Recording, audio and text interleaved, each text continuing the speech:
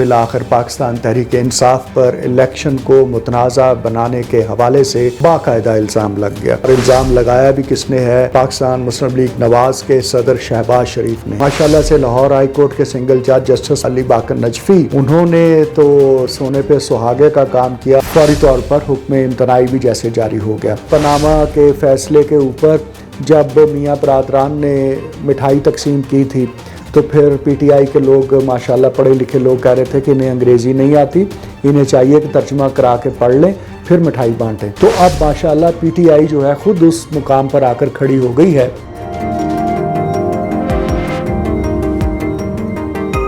السلام علیکم، امید ہے آپ خیریت سے ہوں گے، اور بالآخر پاکستان تحریک انصاف پر الیکشن کو متنازع بنانے کے حوالے سے باقاعدہ الزام لگ گیا،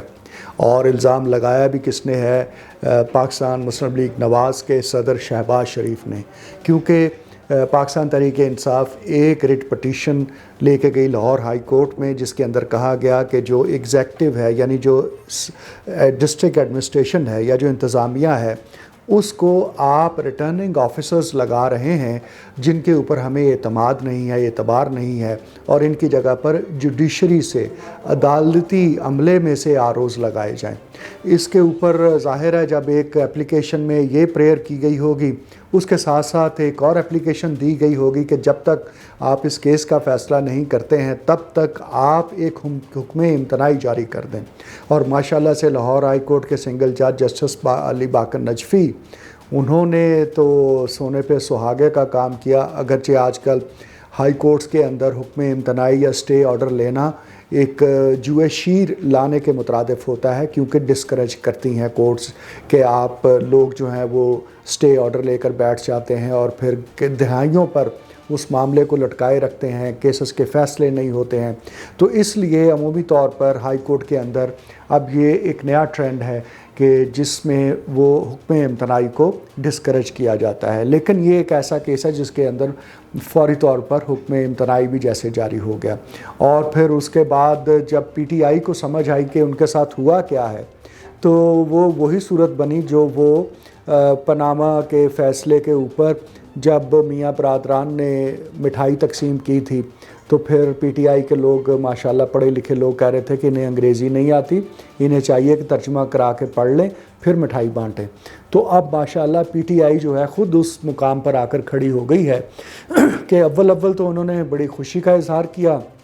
اور ان کے جو نئے چیئرمین ہیں گوہر خان، وہ بھی آپے سے باہر ہو رہے تھے، اور پھر جب انہیں شام تک سمجھ آئی کہ ارے بھائی یہ تو پورا کا پورا الیکشن پروسیس ہی ایٹ ہالٹ ہو گیا ہے، پورے کا پورا الیکشن پروسیس رک گیا ہے، کیونکہ اس کے بعد الیکشن کمیشن آف پاکستان نے جو آر اوز کی ٹریننگ کے حوالے سے سیشنز تھے ان کو بھی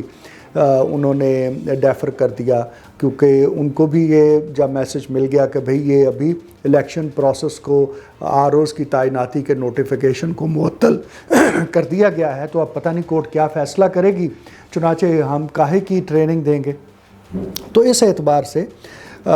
جو انتخابات کے تاخیر کا ذمہ داری جو ہے، اب اس کا اونس جو ہے وہ پاکستان تحریک انصاف کے کندھوں پر آن پڑا ہے۔ اور میں اب ایک اس کا پہلو تو یہ ہے کہ بھئی انتخابات کے اوپر لوگوں کا اعتماد کیوں نہیں جمتا ہے۔ ہم نے یہ دیکھا کہ پہلے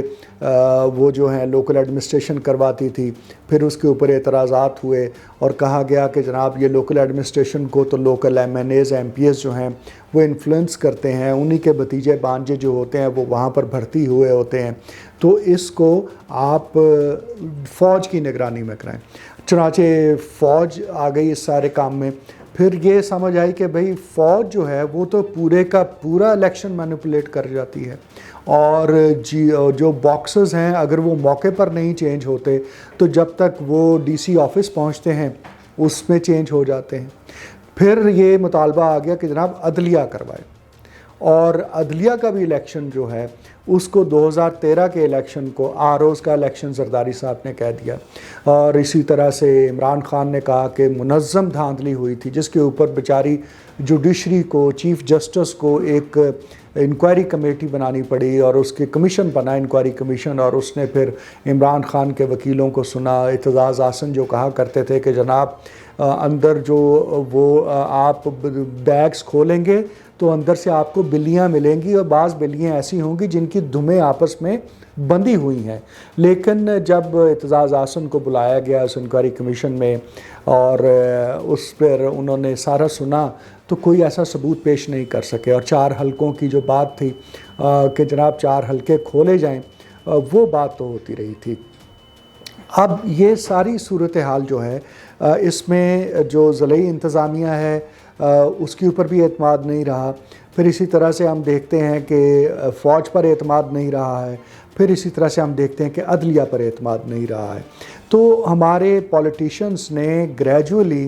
ہر اس ادارے کو کنٹروورشل کر دیا، نمبر 1۔ دوسرا، وہ ادارہ بھی اپنے جو کانسٹیٹیوشنل لمٹس ہیں ان سے باہر ہوتا نظر آیا ہے۔ چنانچہ پاکستان کے اندر جو الیکشن کا پروسیس ہے، اور الیکشن کے پروسیس کے کانٹیکس میں آپ کو سمجھنے کی ضرورت ہے کہ 1970 کا انتخاب جو ہے اس نے پاکستان کو دولخت کر دیا تھا۔ 1977 کے انتخابات کے بعد پاکستان کے اندر جس رولنگ پارٹی نے انتخاب کروایا تھا وہ حکومت کے اندر بیٹھی ہوئی تھی، ذوالفقار علی بھٹو پرائم منسٹر ہوتے ہوئے الیکشن کروا رہے تھے، اور پھر اس زمانے میں یہ بات مشہور ہوئی تھی کہ ایک ایم این اے نے کہا یار میں تھوڑی دھاندلی کروں گا تم نہ کرنا، اور اگلے نے اس سے اگلے کو کہہ دیا کہ یار میں تھوڑی سی کروں گا تم نہ کرنا، اور اس نے اگلے سے کہہ دیا، اور نتیجہ یہ نکلا کہ سب نے دھاندلی کر لی،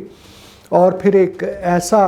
اس ملک کے اندر رمپس کریٹ ہوا، ایک ایسی دھما چوکڑی مچی، اور یہ 9 ستاروں کی کیمپین بن گئی، اور سیاستدان جو ہیں وہ اپیلیں کرنے لگ گئے آرمی چیف سے اس وقت کہ جناب آپ انٹروین کریں، یہ الیکشنز نہیں ہوئے ہیں، یہ سارا الیکشن کے نام کے اوپر دھاندلی ہوئی ہے۔ تو اس کانٹیکس میں وہ جو الیکشن ہے اس کے بعد سے لے کے آج تک، یعنی 50 برس کا عرصہ کہہ لیجئے گزر گیا ہے، پاکستانی عوام کا الیکشن پروسیس پر اعتماد نہیں جم سکا ہے، اور رہی صحیح کسر جو ہے وہ اس قسم کی پٹیشنز نکال دیتی ہیں۔ تو یہ ایک پہلو ہے اس ساری صورتحال کا جس کے اوپر بڑی سیر حاصل گفتگو ہو سکتی ہے، اس کے عوامل پر بات ہو سکتی ہے، لیکن ابھی میں اس ساری بات کو لپیٹ کر ایک اور طرف لے جانا چاہتا ہوں۔ وہ بات یہ ہے کہ ہمارے ایک دوست ہیں محمد سلیم صاحب، وہ عمران خان جب سے گرفتار ہوئے ہیں ان کے اندر ایک بڑی خلش پیدا ہو گئی، وہ سمجھتے ہیں کہ عمران خان ایک وکٹم ہے اور مظلوم ہے اور اس کا ساتھ دینا چاہیے، حالانکہ وہ اچھے خاصے نون لیگ کے ووٹر سپورٹر رہے ہیں، مزنگ سے ان کا تعلق ہے۔ تو اب وہ جب بھی ان سے بات ہوتی ہے تو وہ ایک ہی بات کرتے ہیں کہ جناب یہ مظلوم ہے، اور میاں نواز شریف کیا کریں گے آ کے، 16 ماہ کی حکومت ہم نے دیکھ لی ہے، ڈالر اتنا اوپر چلا گیا ہے، پیاز 200 روپے کلو ہو گیا ہے، مرغی 500 روپے کلو ہو گئی ہے، پیٹرول جو ہے وہ 300 روپے لیٹر ہو گیا ہے۔ تو گویا کہ ان کے پاس ایک لمبی فہرست ہوتی ہے اور وہ ایک کے بعد ایک کر کے سناتے جاتے ہیں، اور ہم جو کہ انہیں پرسو کر رہے ہوتے ہیں کہ دیکھیں آپ میاں نواز شریف کو ووٹ دیں تاکہ ملک کے اندر ایک مستحکم حکومت بنے، ایک اکثریت والی حکومت بنے، تاکہ جو ہمارے مسائل ہیں، خواہ وہ معاشی ہیں، سیاسی ہیں، معاشرتی ہیں، ان کا کوئی حل نکل سکے، کوئی پارلیمنٹ کو تھوڑی سٹرینتھ ملنی چاہیے۔ لیکن وہ ہماری ساری کی ساری بحث کو ایک جملے سے اڑا دیتے ہیں کہ یہ انہوں نے جو مذاق کیا ہے 16 ماہ، اس کا کیا جواب آپ لوگوں کے پاس ہے۔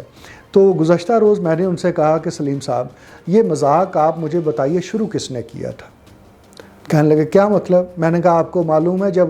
140 روپے کا ڈالر ہوا تھا 125 سے بڑھ کے، تو علی زیدی صاحب نے کو سوال ہوا جو اس وقت منسٹر تھے پی ٹی آئی کے کہ سنا ہے کہ ڈالر کی قیمت 140 روپے ہو گئی ہے، تو انہوں نے بڑے ہنستے ہوئے کہا کہ ہاں سنا ہے کہ 140۔ انہوں نے پوچھا، صرف یہ پوچھا کہ ڈالر کی قیمت بڑھ گئی ہے، تو انہوں نے کہا سنا ہے 140 ہو گئی ہے۔ تو اس کے بعد جب ایک منسٹر کے منہ سے یہ بات نکلی تو پھر آپ دیکھیے کیا اس کو پر لگے کہ آج تک ڈالر نہیں سنبھالا جا سکا ہے۔ اسی طرح سے آپ کے علم میں ہے کہ فیصل واڈا صاحب جو ہیں ایک کرائم سین کے اوپر اپنی وہ سپورٹس بائک پہ بیٹھ کے پسٹل لگا کے پہنچ گئے، منسٹر سے اس قسم کی توقع رکھنا۔ اور پھر عمران خان صاحب جو ہیں وہ بنی گالا سے پرائم منسٹر ہاؤس ایک ہیلی کاپٹر میں آتے جاتے تھے، یعنی ایک ایسا ملک جہاں پر 40% سے زیادہ لوگ خطۂ غربت سے نیچے زندگی گزار رہے ہیں، جو افغانستان کے بعد واحد ملک ہے جس میں اس وقت پولیو وائرس موجود ہے، جو ایک ایسا ملک جو ایک طرف تو ایٹمی طاقت ہے اور دوسری طرف عالم یہ ہے کہ ایک سیلاب آ جائے تو اس کا ہم سے علاج نہیں ہو پاتا ہے، اور بلوچستان اور سندھ کی 3 کروڑ سے زائد آبادی جو ہے وہ سڑکوں پہ آ کے بیٹھ جاتی ہے اور ابھی تک وہ بحال نہیں ہو سکے ہیں۔ تو میں نے ان سے عرض کی کہ دیکھیے آپ آج یہ بات کہتے ہیں کہ یہ مذاق کر رہے ہیں ہمارے ساتھ جو نواز شریف ہیں، لیکن مجھے آپ جب اس کا جواب دے دیں گے کہ یہ مذاق شروع کس نے کیا تھا، یہ سارا کچھ اچھا خاصا ایک جو ملک چل رہا تھا، 6% سے زیادہ کی گروتھ ہو رہی تھی، ملک کے اندر سی پیک کے تحت سڑکوں کا جال بچھ رہا تھا، ملک کے اندر جو روٹی ہے وہ 5 روپے کی مل جاتی تھی، بجلی کے اتنے بل نہیں بڑھے ہوئے تھے، ہم نے لوڈ شیڈنگ 18 سال کی دیکھا تھا کہ ختم ہو گئی تھی، تو پھر اس کے بعد سلیم صاحب یہ بتائیں کہ یہ مذاق شروع کس نے کیا تھا؟ تو سلیم صاحب بڑا جذبز ہوئے اور کہنے لگے کہ میں یہ کیا بات ہوئی کہ مذاق شروع جس نے بھی کیا تھا، لیکن یہ ہے کہ یہ ذمہ دار ہے۔ میں نے کہا یہ تو نہیں ہو سکتا کہ آپ مذاق آپ شروع کریں اور جب میں جواب میں آپ سے مذاق کروں تو آپ کہیں کہ یہ تو بڑی غلط بات ہے۔ تو جس نے مذاق شروع کیا ہے اس کا آپ کو آئیڈینٹیفائی کرنا ضروری ہے۔ تو انہوں نے بالآخر ضد ہو کر کہا کہ یہ نواز شریف نے مذاق کیا تھا۔ تو میں نے ان سے گزارش کی کہ اگر یہ مذاق نواز شریف نے کیا تھا تو پھر یہ مذاق ختم بھی وہی کرے گا۔ اب آپ کو انتظار کرنا چاہیے کہ عمران خان اگر جیل کے اندر جو آپ کے بقول جھوٹے مقدمات میں پڑے ہوئے ہیں تو انہیں وہ سائیکل پورا کرنا پڑے گا تاکہ وہ مذاق جو شروع ہوا تھا اس کا باقاعدہ ایک اچھا انجام ہو سکے اور ہم سب اس سے کوئی سبق سیکھ سکیں۔ جو چور ڈاکو کی گردان کرتے تھے وہ توشہ خانہ کے چور نکلے ہیں، جو ملک کے اندر جو تسبیح ہاتھ میں پکڑے کے پھرتے تھے، ریاست مدینہ کی بات کرتے تھے، وہ ان کے اوپر الزام لگ رہے ہیں کہ ایک شادی شدہ خاتون کے ساتھ زنا کے مرتکب ہو رہے تھے، عدت میں نکاح کر رہے تھے۔ تو یہ سارا کچھ یہ جو مذاق اس سوسائٹی کے ساتھ ہوا ہے، آج ہم جہاں کھڑے ہیں سلیم صاحب اس پر دوبارہ غور کیجئے اور مجھے بتائیے کہ یہ مذاق شروع کس نے کیا تھا۔ شکریہ۔